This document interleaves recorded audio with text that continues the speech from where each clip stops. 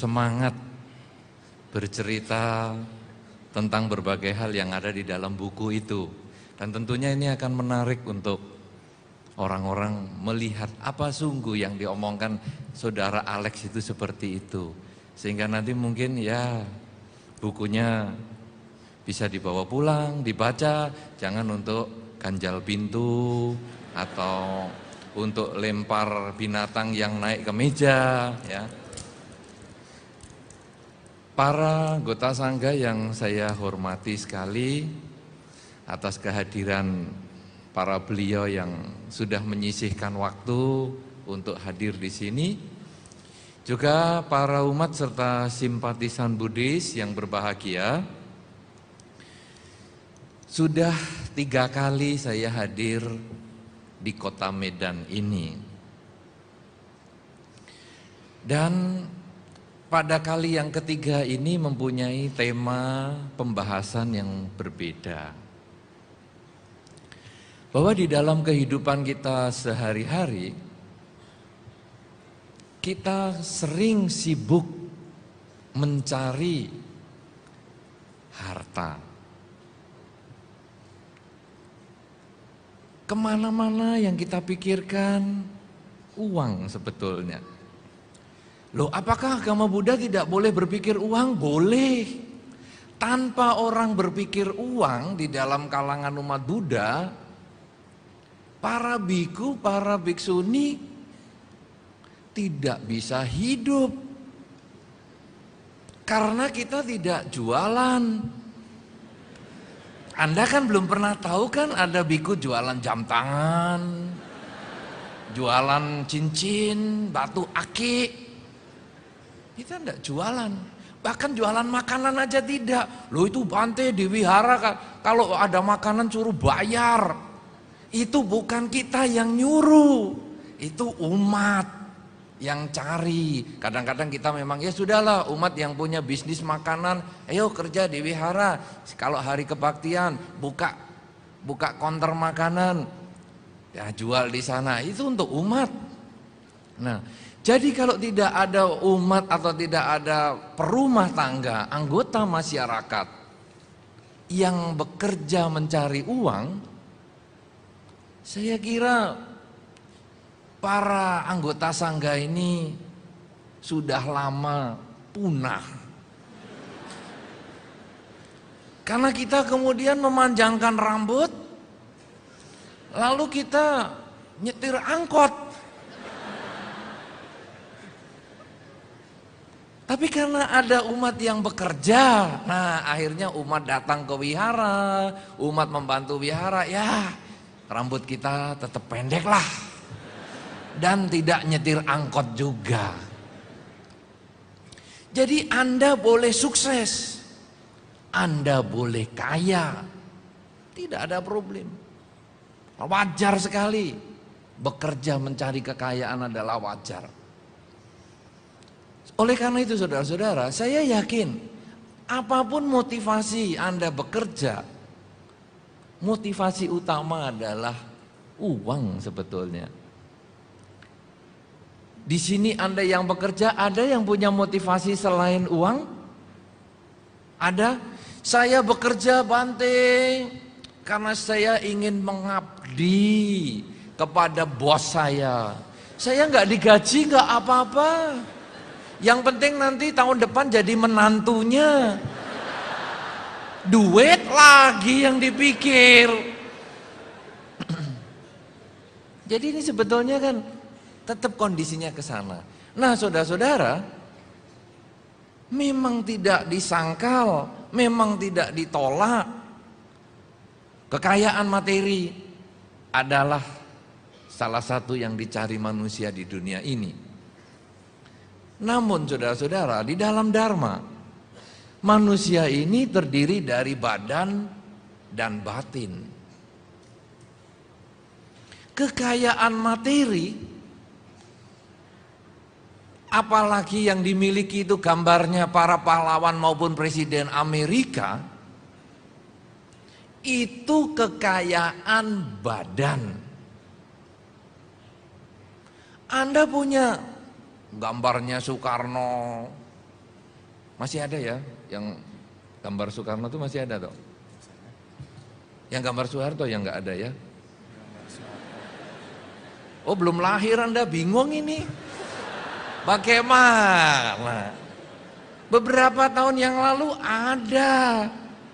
Zaman ketika saya masih umat. Ya Anda belum lahir, kasihan ini, aduh. Itu sudah tidak ada tuh rasanya.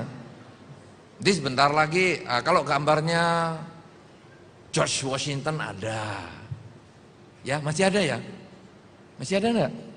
Bingung lagi. Aduh kasihan dah.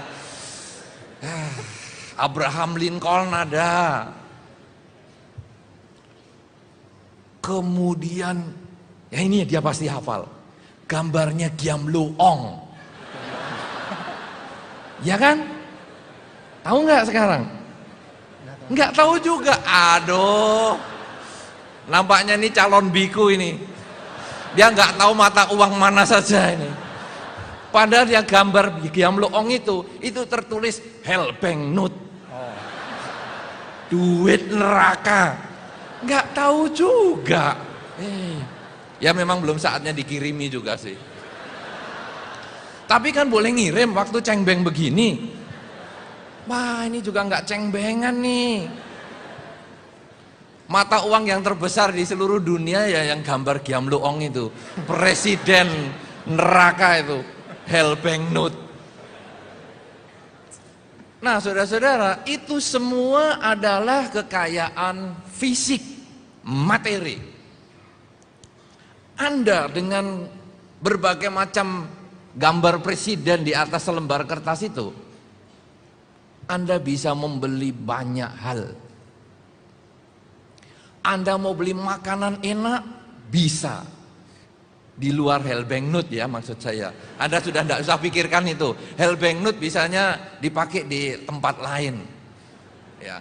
Anda punya gambar misalnya Soekarno atau Muhammad Hatta.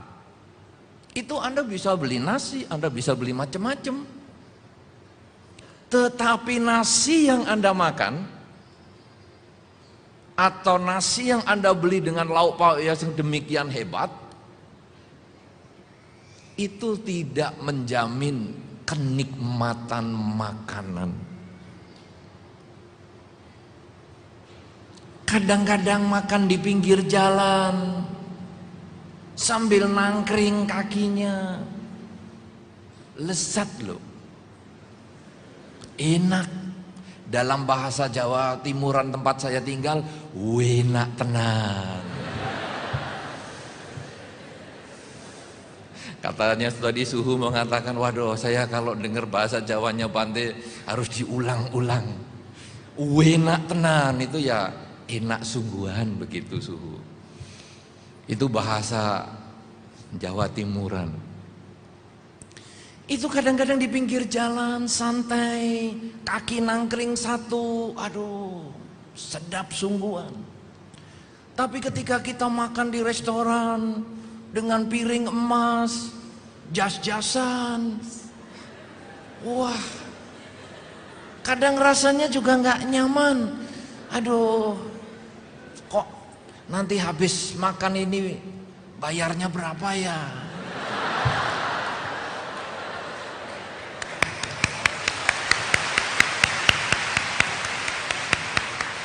Orang makan yang dipikir bayar. Itu bedanya. Makanya pernah ada satu pepatah atau satu anekdot mengatakan, seorang bule dengan orang Indonesia kalau naik taksi itu bisa dilihat. Si bule kalau naik taksi lihat jendela kiri kanan, wah medan bagus ya. Oh. Tapi kalau orang Indonesia kemana-mana nggak lihat mana-mana, nggak lihat jendela. Karena sudah terbiasa kan kacanya riben loh, gelap. Jadi lihatnya argonya aja. Oh, aduh sudah sekian ribu, aduh.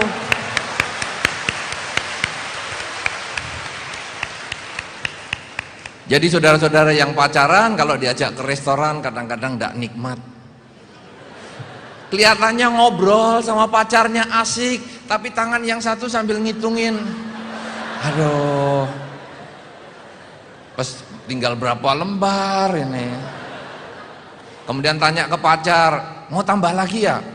Mau tambah lagi ya? Dalam hati, jangan. Celakanya pacarnya nggak pengertian. Iya, tambah lagi. Sup bunga teratai, apa? Perut ikan. Wah, yang mahal-mahal. Aduh, ini bisa celana jadi roti ini nanti besok pagi. Nah, saudara-saudara, karena itu makanan yang enak, yang kita bisa beli dengan harta kita, belum tentu menjamin kelezatan waktu kita makan.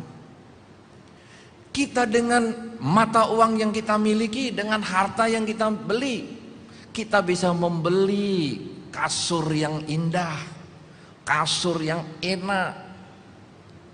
Di dalam bahasa tempat saya tinggal ini, orang memang mengatakan saya bahasa Jawanya medok sekali. Memang saya berpikir pakai bahasa itu. Kasur yang mentul-mentul. Apa ya bahasa Indonesianya? Apa coba? Anda nih, aduh, nampaknya Anda anti saya ini. Tiap kali ditanya, pokoknya jawabnya geleng kepala. Aduh. Apa yang mentul-mentul? Karena kesannya mentul-mentul itu empuk tapi bisa goyang-goyang begitu. Kan kasur kalau mahal kan begitu. Aduh, dipakai enak sekali. Saudara-saudara, kasur yang mahal, kasur yang enak tidak menjamin kita bisa tidur nyenyak. Artinya harta milik kita tidak menjamin kebahagiaan. Pernah ada seorang perumah tangga yang pada waktu datang beberapa tahun yang lalu, dia orang yang sangat kekurangan sekali, miskin sekali. Kemudian dia berusaha untuk membuka sebuah perkebunan, kebetulan juga di Sumatera juga. Lalu dia bekerja keras sampai akhirnya dia sukses punya ribuan hektar perkebunan kelapa sawit. Lalu dia datang lagi ke wihara. Dia mengatakan, Bante, saya dulu miskin, saya kepingin kaya, saya pikir kaya bisa menimbulkan kebahagiaan.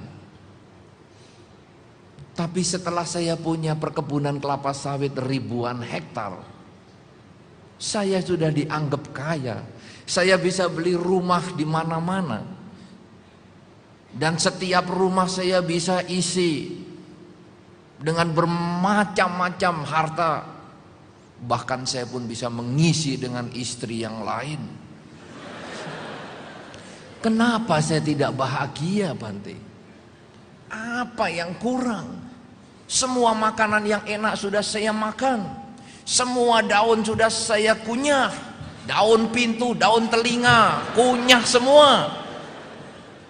Semua kaki empat sudah saya makan, kaki meja dan lain sebagainya.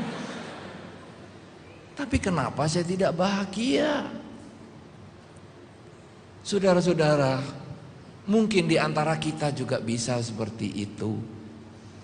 Mungkin di antara kita ada yang sudah di puncak sukses, di puncak karir yang luar biasa. Tapi kadang kalau malam kita mau tidur, lalu kita merenungkan, apa sebetulnya yang saya cari dalam kehidupan ini? Kenapa saya tidak bahagia? Kenapa mobil mewah tidak membuat saya bahagia? Kenapa baju bagus tidak membuat saya bahagia? Ternyata saudara, kita kekurangan salah satu unsur yang penting. Kalau manusia terdiri dari badan dan batin, kita mencari harta badan, tapi kita melupakan harta batin.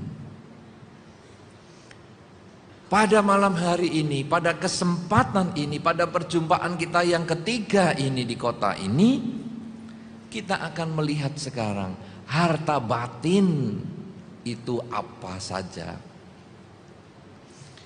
Saudara-saudara, harta batin yang pertama yang disampaikan di dalam Dharma adalah seseorang di dalam kehidupan ini harus memiliki keyakinan.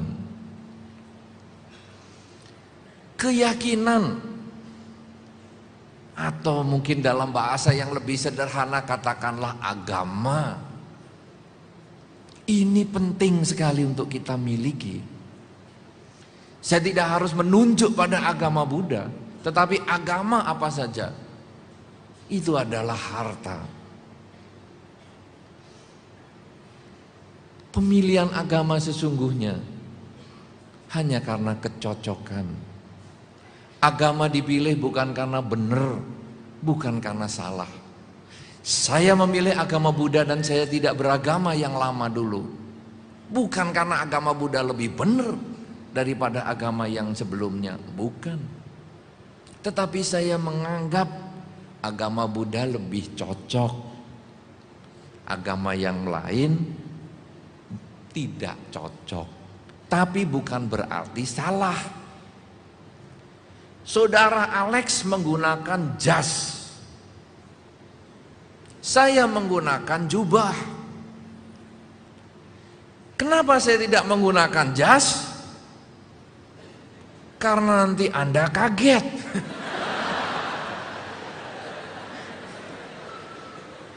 Membedakan dua pembicara yang sama-sama rambutnya seperti ini.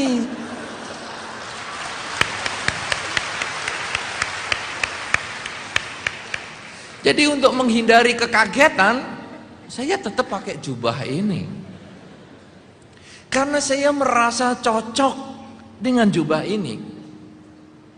Saudara Alex, kenapa dia tidak pakai jubah? Karena dia tidak punya jubah.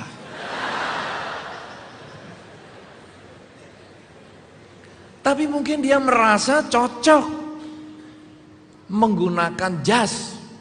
Karena ternyata di atas panggung ini jauh lebih dingin daripada duduk di situ. Untung dia pakai jas.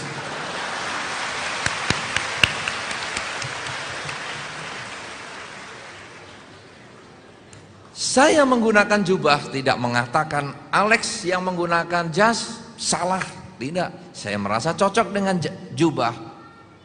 Dan Alex sendiri dia merasa cocok dengan jasnya, tapi dia belum cocok dengan jubah. Jadi pemilihan agama hanyalah karena kecocokan. Jadi sekarang apapun juga agama yang Anda ikuti, agama itu adalah harta, kekayaan. Apa buktinya? Beberapa orang atau mungkin Anda sendiri diminta uang, mau. Kasih ini uangnya, mau. Mungkin malah dipaksa pun, diancam, minta uangnya, mau. Pakaian, minta, mau. Tapi ketika, ayo kamu pindah agama, saya tidak yakin Anda mau. Berarti Anda menganggap keyakinan itu adalah harta, lebih mahal dari uang. Beberapa orang demi harta rela menikah, ya kan? Tadi saya sudah sampaikan dalam contoh awal, pegawai ya sudah, kalau di daerah sana ada itu OE, di sini ada nggak? Nggak ada lagi ya? Seharusnya ada lagi. Ada? OE. Hah? Tapi apa itu ya? Nggak ada ya di sini ya? Misalnya dikasih tahu, ayo kamu pergi ke sana, OE cek. Ayo ini tagih ini. Nah, ke toko itu. Oi. Ada enggak di sini? Kayaknya ada Bante. Enggak ada? Ada lah. Ada atau enggak ada? Ada. Oh, Anda ini jawabnya ragu-ragu. Oi, begitu. Nah, saudara-saudara, ada yang begitu, ya pokoknya bos ngomong apa, oi, ya. Kenapa? Karena pengen dapat mantunya. Tadi saya pengen dapat anak perempuannya atau anak lakinya, terserah sama saja. Pokoknya demi harta, dia rela berkorban, mengorbankan dirinya mau. Tapi ketika seseorang itu mungkin, ayo, oi yang tadi oi itu, ayo, kamu ikut ya, ikut agamanya encek ya, pindah agama lah. Belum tentu oi. Belum tentu. Kenapa? Karena ternyata agama ini nilainya mahal. Banyak orang rela mati demi agama. Beberapa perkawinan bisa batal gara-gara perbedaan agama. Ini menunjukkan agama adalah harta yang luar biasa nilainya. Saudara-saudara, harta ini bukan hanya sembahyang. Umat Buddha menganggap bahwa agama Buddha adalah hartanya. Ayo nih pindah patung, tidak mau. Pecah patung, jangan.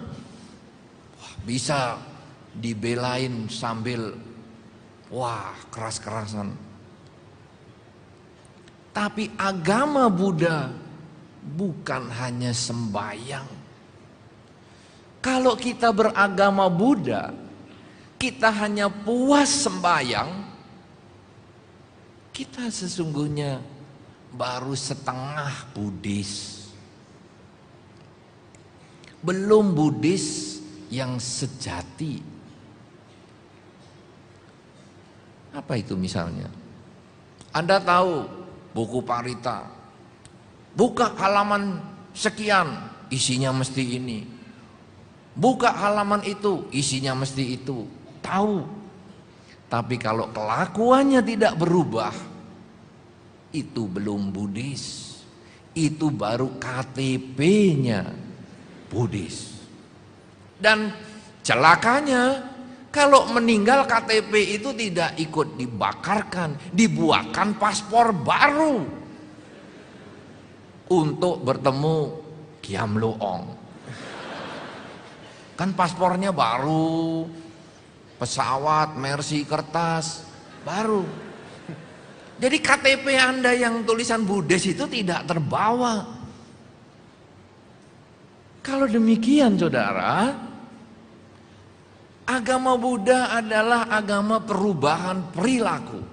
Anda yang sudah hafal Parita, Anda yang sembayangnya sampai bisa menghidupi pabrik dupa dengan pegawai yang ribuan orang, itu masih kurang.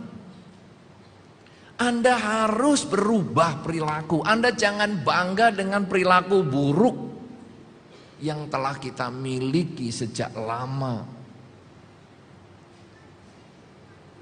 Jangan pernah terpikir di dalam pikiran Anda sehari-hari, aku ini memang pemarah, aku ini memang pendendam. Sudah tahu kan kamu, memang aku dari kecil begini. Loh kan kamu kenal agama Buddha, iya tapi aku ya memang pendendam, ya pendendam. Dari kecil begini. Berarti kita tidak berubah. Cuman ngabisin duit, bakar dupa, lilin, beli buah. Tapi kita tidak ada perubahan. Ini belum lengkap sebagai umat Buddha. Umat Buddha harus berubah. Perubahan yang sedikit demi sedikit saja. Misalnya, dengan Dharma, karena kita memiliki keyakinan di dalam ajaran Sang Buddha, dikenal dengan kerelaan. Ajaran Sang Buddha yang pertama adalah kerelaan. Kerelaan itu menjadi dasar kehidupan. Rela bersifat materi itu adalah awal, tapi sesungguhnya itu bukan tujuan. Kerelaan materi hanya latihan. Di dunia ini tanpa kerelaan tidak ada kehidupan. Seorang ibu tidak rela kandungannya dipakai oleh bayi. Aku nggak mau hamil, nanti perutku kan jadi isinya ada bayinya. Nggak rela aku, nggak rela sakit, nggak rela menderita. Tidak ada kelahiran di dunia ini. Ketika seorang ibu merelakan, ya sudahlah, aku boleh mengandung, tapi aku nggak rela loh merawat anak, juga tidak ada kehidupan.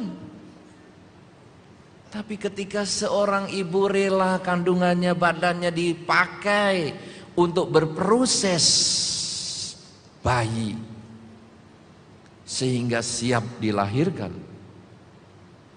Ketika seorang ibu kemudian rela merawat, ketika seorang ayah juga rela membantu keluarga, maka kehidupan ini bertahan. Kerelaan adalah dasar kehidupan, dan kerelaan menjadi dasar di dalam keyakinan ajaran Sang Buddha. Kalau kita mau praktekkan, dipraktekkan tidak mulai dengan merelakan kandungan duluan. Karena tadi saya waktu kesini datang banyak anak-anak sekolah, masih SMP ya, ada yang satu base tadi, satu SMP. Kalau nanti saya hanya cerita kerelaan hanya karena kandungan saja, wah nanti anak SMP merelakan semua, berbahaya. Bukan itu tujuan saya. Nanti beberapa bulan kemudian saya hadir, loh kok banyak anak kecil di sini? Ini kan kerelaan Bante, kerelaan. Rusak. Tapi kerelaan bisa dilatih dari yang lain. Misalnya kita function, melepas makhluk. Belilah makhluk yang memang sudah siap dipotong. Mungkin ada di pasar ikan lele? Jarang ke pasar Bante. Jarang ke pasar, berarti kan pernah. Pasar ikannya nggak pernah Bante. Oh pasar nggak pernah. Oke. Pasar ikannya nggak Pasar ikan nggak pernah. Karena jawaban jarang berarti pernah. Kalau tidak pernah, ya saya nggak usah tanya lagi. Misalnya ikan lele, itu kan dibeli untuk dipotong. Atau ikan apa di sini ya? Arwana apa? Dipotong nggak ya? Motong juga arwana ya di sini. Cinlungi itu loh. Hah? Oh kakap. Tapi masa kakap dijualnya masih hidup? Nggak tahu juga sih Bante. Nggak tahu. Ya karena Anda bukan penjual. Pantas kalau nggak tahu, karena Anda kan moderator, bukan penjual ikan. Nah saudara, ada beberapa ikan yang kalau dibeli untuk dibunuh. Cobalah sekarang Anda mengurangi fungsi jari Anda yang giamloong itu. Beli yang ini, ya set potong. Ini kan giamloong jarinya. Gara-gara Anda tunjuk, ikan berangkat ke alam lain. Loh Bante, sebelum saya tunjuk itu saya doain dulu Bante. Ini kan karma baik Bante. Bener. Kalau ikan ini dipotong, langsung lahir di surga, wah karma baik. Celakanya ikannya dipotong karena lihat muka Anda stres, lahir di alam menderita. Mana karma baiknya? Loh kan sudah saya doain, nah doain urusan lain, tapi kan dia lahirnya di alam menderita. Enak-enak jadi ikan dipotong lagi. Nah saudara-saudara, coba sekarang beli, kemudian kita membebaskan dia. Jadi mengalih fungsikan jari dari giamloong menjadi juru selamat. Ikan yang mestinya dibeli orang lain untuk dipotong, ya yang ini. Kemudian diambil. Terus kita pergi ke tempat yang memungkinkan, lalu kita lepaskan. Mulai dari situ. Nah setelah kita lepaskan, ikannya kan happy, senang dia. Nah kita mengalih fungsikan giam loong di jari kita menjadi juru selamat. Ini adalah praktek dharma. Tetapi Anda yang sudah sering function, jangan hanya berhenti sampai function saja. Itu hanya awal. Kalau Anda bisa function ikan yang Anda tidak kenal, kenapa kadang Anda tidak bisa function pasangan hidup yang Anda kenal?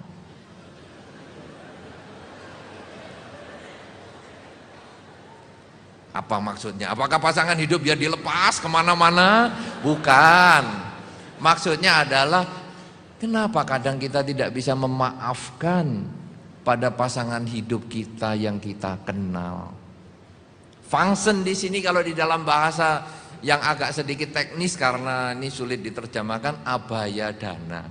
Berdana yang membebaskan makhluk dari bahaya. Kadang-kadang kita cekcok dengan pasangan hidup, kita tidak mau untuk ngomong duluan. Berhari-hari diem-dieman. Sehingga kadang kita lalu pengen ngomong tapi aduh, nanti kalau saya ngomong dia besar kepala. Kan dia yang salah, bukan saya yang salah. Ngapain saya yang ngomong? Kenapa harus gengsi-gengsian? Kalau kita sudah biasa function, binatang yang mestinya dipotong kemudian kita bisa bebaskan, lalu kita memfunction ego kita, function keakuan kita, gengsi kita itu difunction, sehingga walaupun pasangan hidup kita yang salah, toh itu pasangan hidup kita, itu kan kita yang milih sendiri. Bukan dipaksa oleh hansip. Kalau demikian apa salahnya kita tersenyum duluan? Apa salahnya kita ngomong duluan? Kenapa kita harus gengsi? Pada saat kita bisa seperti itu, kita sudah jalani kerelaan. Kemudian ketika kita di jalan, ada mobil nyebrang, ada orang nyebrang, coba dikasih jalan, direm sedikit, orang yang nyebrang ini difunction. Silahkan, jangan didoain terus ditabrak. Kasihan, sudah tua, jalannya saja susah. Sabe sata bawantu sukitata, sabe sata tabrak. Begitu nanti dipanggil polisi untuk pengadilan, kenapa kamu nabrak? Loh Pak polisi, saya itu kan menolong dia. Daripada dia badannya sudah renta model sakit-sakitan gini, kalau saya tabrak kan dia lahir lagi jadi bayi sehat. Ini kan karma baik toh Pak polisi. Langsung Pak polisi saya kira juga ambil pukulan, dipukul kepalanya. Loh kenapa mukul? Ini juga karma baik, menyadarkan kamu dari pikiran salah.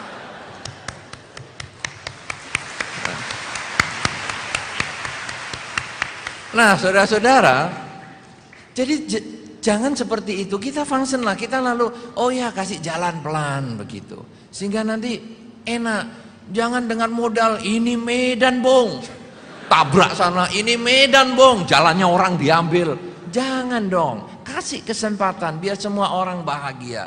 Kalau Anda bisa jalankan itu yang sederhana saja, harta kita, keyakinan itu benar-benar menjadi milik kita. Dan itu akan kita bawa sampai kelahiran yang akan datang sekaligus. Kalau Anda punya keyakinan pada Dharma, ketika meninggal pun dengan keyakinan yang kuat, kita bisa lahir di alam bahagia. Banyak contoh tentang hal ini. Tetapi paling tidak dengan Anda mempunyai keyakinan, kemudian Anda menjalankan salah satunya kerelaan, Anda bisa jalani hidup ini dengan bahagia. Punya harta yang banyak, Kemudian kita kadang bagikan kepada mereka yang menderita, mereka yang kena bencana alam, mereka yang pernah kena tsunami ini yang mungkin sampai sekarang masih belum beres. Kemudian mereka yang kebanjiran, mereka yang kena tanah longsor, mereka yang sakit. Marilah kita mulai berbagi, melihat mereka yang menderita, untuk kita bantu. Semangat function itu kita bisa kembangkan menjadi menolong kepada mereka yang menderita, lingkungan kita yang menderita. Ini adalah harta yang pertama, yaitu keyakinan. Harta kita yang kedua adalah kemoralan. Kemoralan ini perilaku kita. Banyak orang punya keyakinan agama yang kuat, tetapi perilakunya buruk. Tentu Anda sudah sering ketemu di wihara. Orang yang lama kenal agama Buddha adalah sumber problem di wihara. Orang yang baru kenal kadang malah lebih baik. Ini adalah hal yang kadang memprihatinkan, karena dia hanya punya harta yang pertama, tapi tidak memiliki harta yang kedua, kemoralan. Pengendalian ucapan tidak berbohong, pengendalian tindakan badan tidak membunuh, tidak mencuri, tidak berzina, dan juga tidak mabuk-mabukan.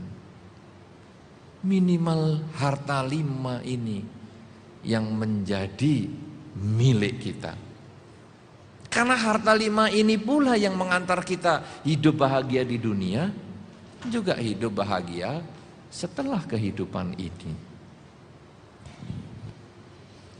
Anda yang kumpul di sini karena Anda sudah menjalankan 5 latihan kemoralan. Kalau Anda suka membunuh, saya yakin teman di sebelah Anda gelisah melihat Anda. Coba kalau Alex suka membunuh, saya pindah agak ujung supaya saya masih bisa memberikan dharma lebih banyak di banyak tempat daripada di sini dihabisin si Alex. Tapi saya bisa duduk dekat dengan dia karena dia tidak melakukan pembunuhan. Anda bisa duduk bersebelahan dengan teman dengan baik karena teman sebelah Anda tidak melakukan pembunuhan pada saat ini. Masalah nanti di rumah nyamuk disasarkan, itu urusan lain. Tapi saat ini tidak. Buktinya apa? Ada nyamuk di pipi teman Anda, kan tidak langsung ajar. Anda kan tetap baik. Itu loh ada nyamuk. Itu kalau bahasa Jawa, ada nyamuk. Kalau bahasa Medan saya nggak tahu. Nyamuk tuh, saya nggak tahu tuh gimana bahasanya lah. Ya. Nah, minimal tidak main plak begitu. Wah, ini ada nyamuk, plak. Sebelah sana juga plak. Banyak nyamuk, plak plak plak. Benjol semua mukanya. Berarti kita sudah belajar tidak membunuh. Bagus. Yang kedua, tidak mencuri. Pasti. Karena kalau suka mencuri, dompet pasti Anda pegang terus-terusan. Jangan sampai isinya dilihat sebelah. Nanti kalau kelihatan, dia ambil milikku. Tidak. Oleh karena itu pasti HP Anda semua nada getar. Karena Anda yakin tidak diambil orang. Kalau yang masih kering nanti selama acara ini, berarti dia takut sebelahnya nyuri. Jadi harus bunyi sehingga nanti kering. Oh.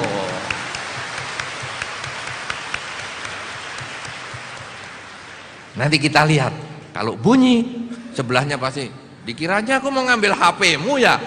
Dibunyiin begini, pasti nada getar semua. Ya, sekarang dibikin nada getar supaya tidak mencurigai teman sebelah pencuri.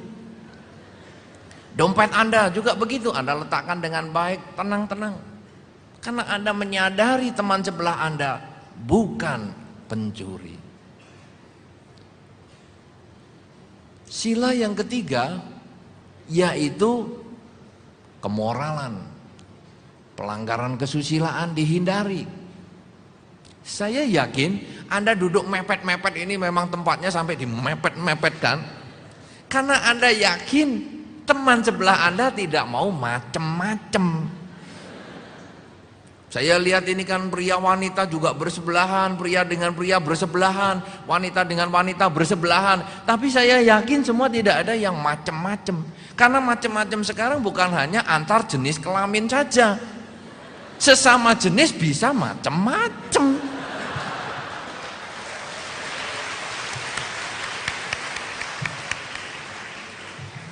Jadi Anda aman-aman, duduk tenang.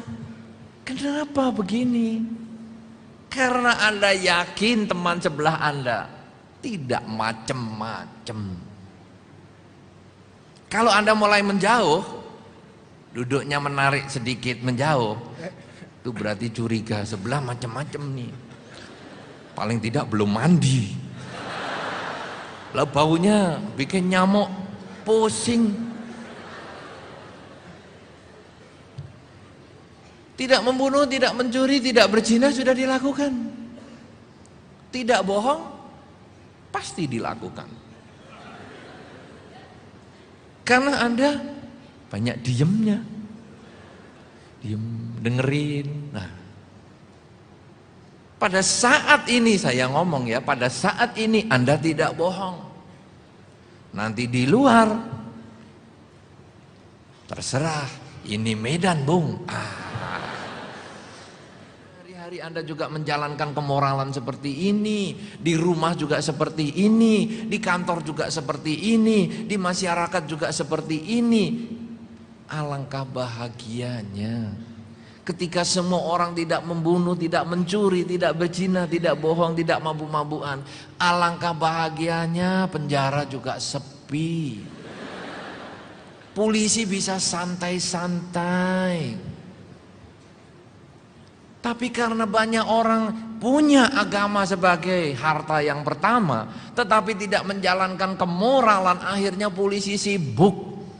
Nembak sana, nembak sini. Tiap hari berita penembakan penjahat banyak, tapi penjahatnya tidak habis-habis. Pelurunya mungkin yang lama-lama habis. Kenapa demikian? Karena kemoralan yang menjadi langkah selanjutnya setelah orang memiliki kerelaan atau memiliki agama, ini harus dikerjakan.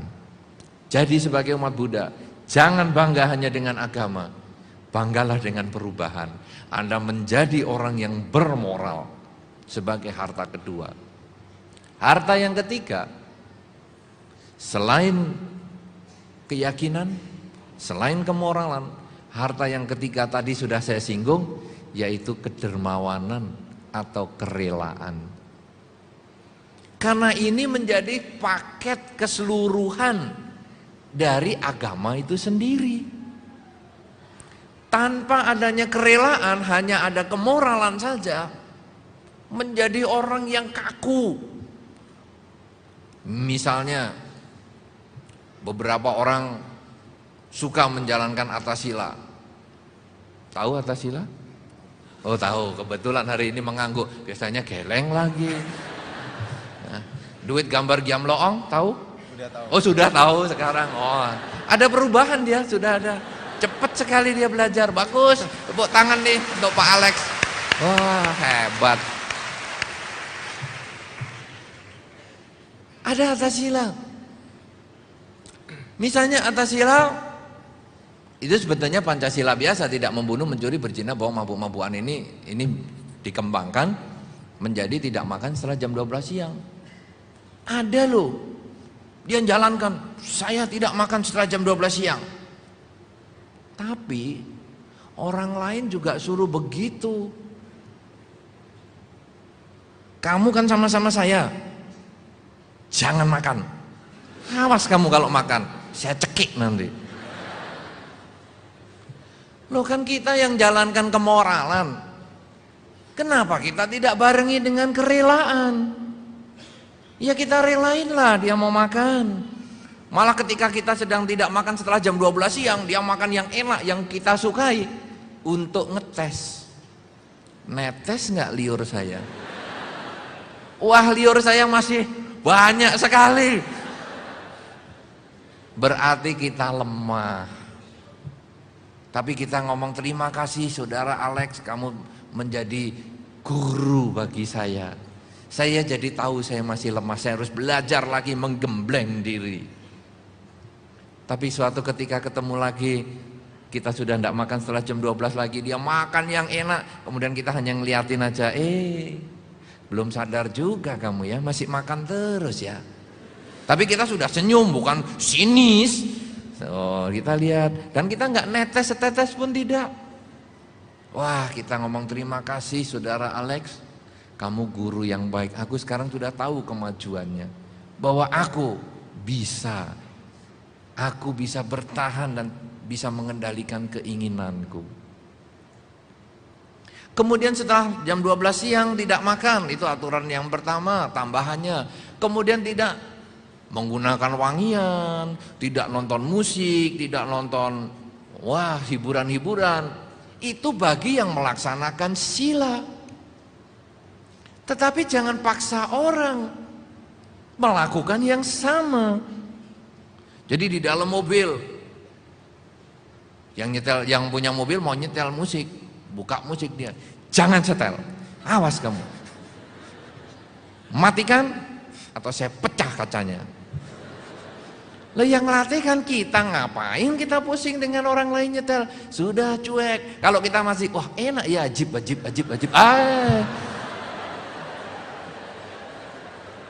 Itu kita berarti masih lemah mental kita. Tapi ketika dia nyetel musik, kemudian kita duduk diam.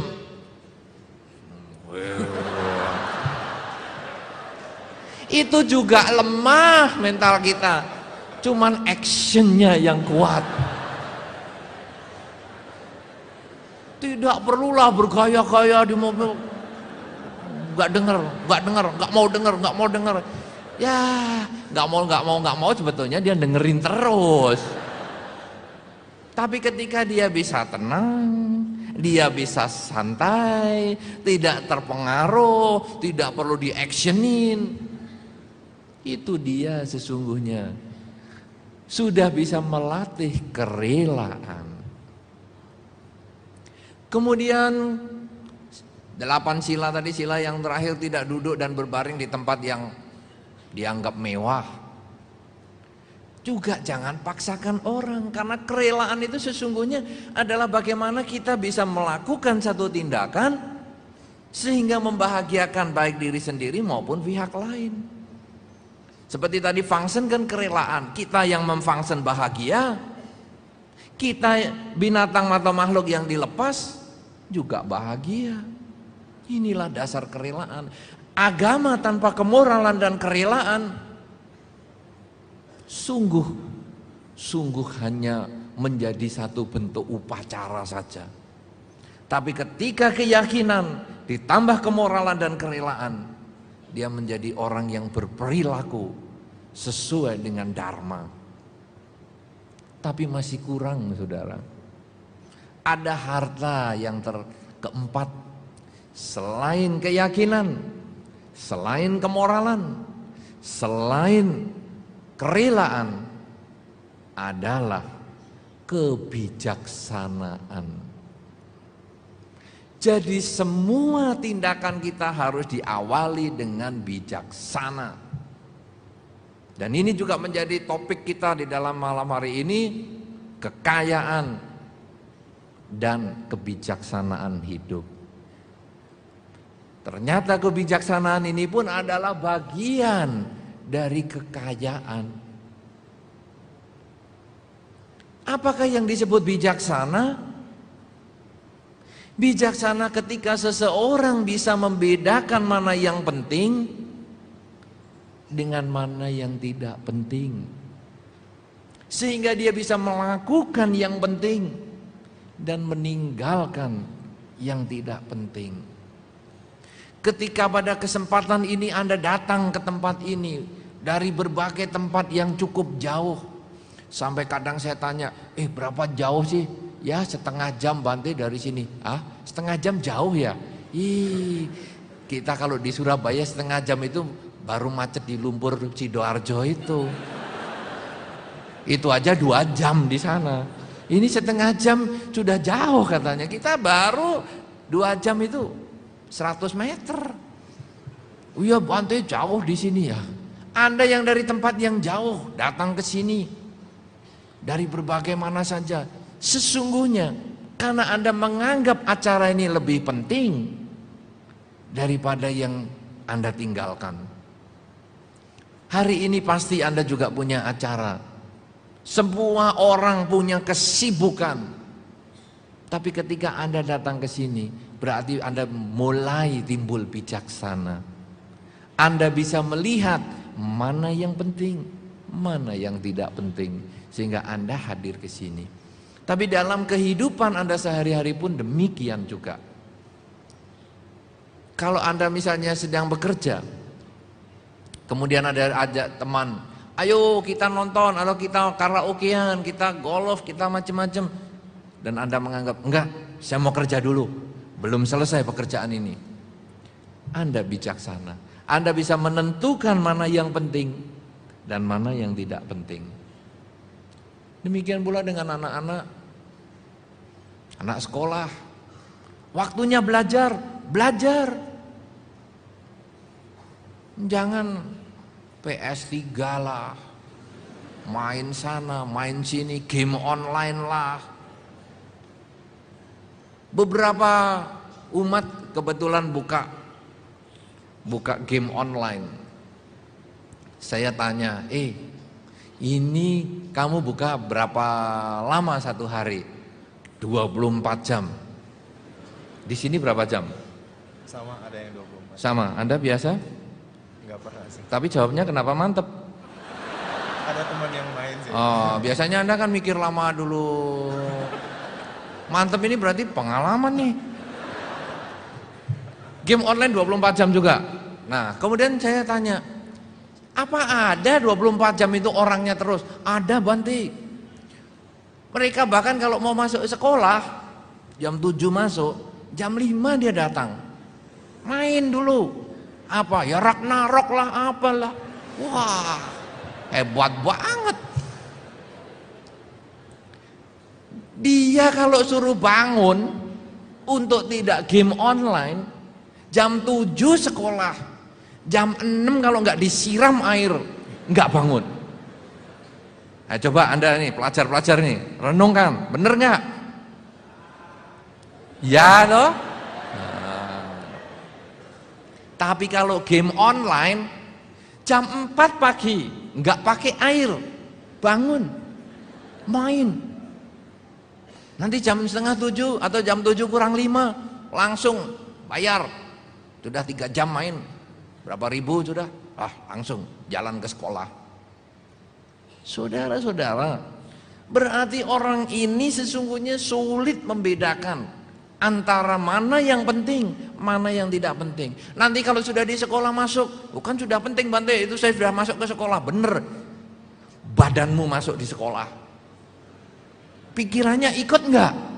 Aduh, tadi masih belum beres ini. Aduh. Wah, kapan ini? Kapan pulangnya? Kapan pulang? Teng. Gurunya hari ini kena flu burung semua aja lah. Biar enggak masuk semua.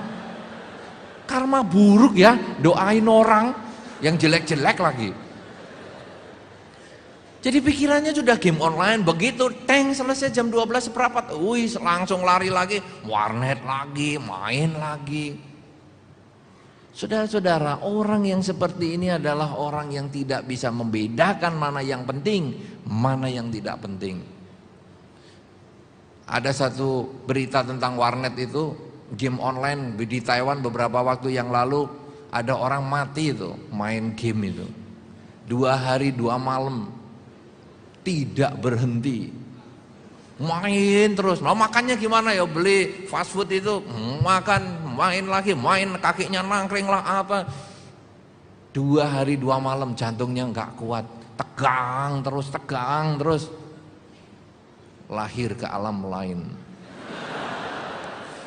Sayang game online tidak ada doanya. Sabe sata bawantu sukitata. Sayang.